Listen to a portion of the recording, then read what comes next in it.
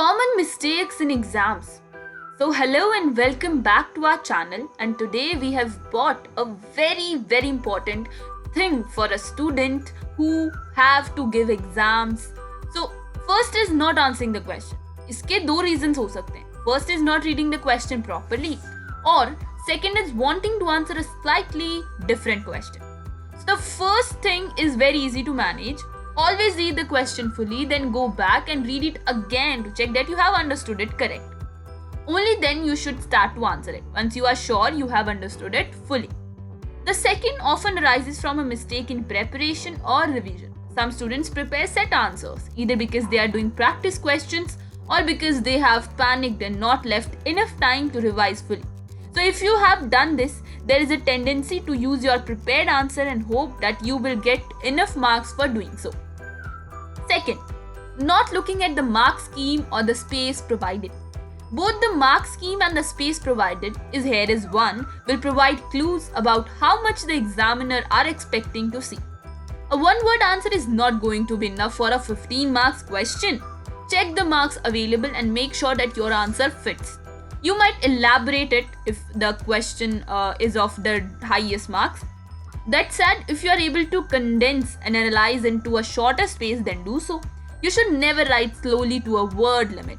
If your answer is much shorter, be aware that you may have missed something. Check back and make sure that you have really answered the whole question. Third, panicking. Faced with an exam paper, it is easy to panic, especially if your first reaction is that you are unable to answer any of the question. Take a deep breath and count to 10 slowly. That will help you to calm down. Remember that you will get into no marks if there is nothing written on your answer sheet. So it sounds obvious, but it is important to provide some answers even if they are not very good. Even if you are really struggling, you should be able to find one question that you can answer or make a reasonable attempt to answer. Start with that, and when you have finished it, go through the same process again. Do not be tempted to leave halfway through the exam because you cannot think of anything else to write. That will earn no marks at all. Fourth, failing to plan your time. Before you start writing, check the number of questions and the amount time you have. This will tell you roughly how long have you been answering each question. Try to spend no more than that much time on each question. You can always go back later if you have time left over, but it is better to make it rest some attempt at each question. For example, in a 3-hour exam, if you have to write 3 essays, you should plan to spend an hour on each. As you get to around 55 minutes in, start to draw your first essay to a conclusion and then start your next one. Do the same after another 55 minutes. The same goes for multiple choice exams. Try to be aware of the time and the number of questions completed and ensure that you have left enough time to complete the paper. Fifth, failing to plan your answers, particularly for essays. In writing an essay, which includes a shorter essay type response to a question, it is important to get the structure right. An essay usually needs to make an argument and have a reasonable flow from start to finish. This requires planning. Before you start writing your essay, take 5 to 10 minutes to plan what you are going to include in each section and how you will structure your argument. When you have finished the essay, go back and check that you have included everything you intended and then crossed out your plan with a single diagonal line through it. There are more about this in our page on planning an essay, so it is worth reading this as a part of your revision if you are doing essay style exams. Sixth, overgeneralizing.